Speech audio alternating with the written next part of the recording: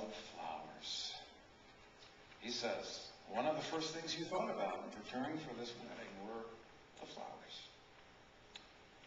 He writes, I love Katie because of how she takes care of people.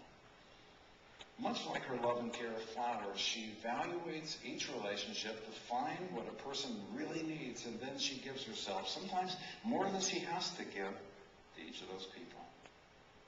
It is this kind of compassion that is absolutely stunningly beautiful to me.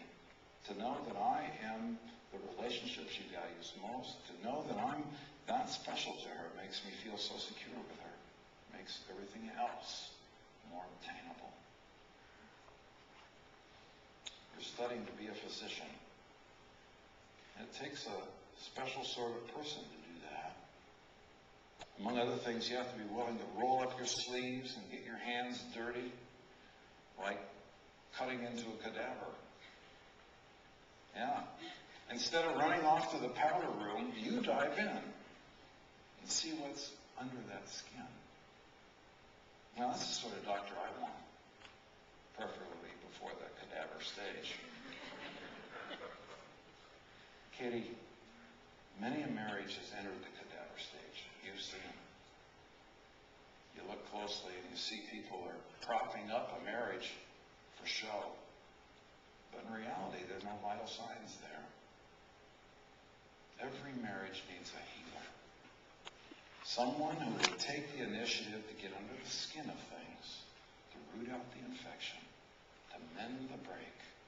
Not content with a marriage that limps along, but a marriage that can dance to any tune. This marriage is your garden. You tend it. You weed it, you water it, you do whatever it needs, and it will become a feast for the eyes. A sea of color in a drab desert, salve for the senses. A fragrant breath of fresh air in this contaminated world. Your friends, your extended family, all whom you meet will be drawn to it and come away refreshed, revitalized. You tend to it. Katie, your commitment today is to love Carl above all others, to utilize all that incredible determination that I know you have, to study him, to understand how God has uniquely created him, to know his heart, the dreams, the joys, the fears, to build him up when life brings him suddenly back to earth, to bind his wounds, to lift him up, to heal, to inspire. Katie, is that the sort of wife you want to be? If so, say yes. Will you be? If so, say, I will. I believe your covenant is primarily with God and then with Carl.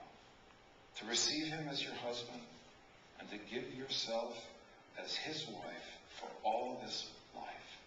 Do you make this as a sacred covenant with God and then with Carl? If so, say I do.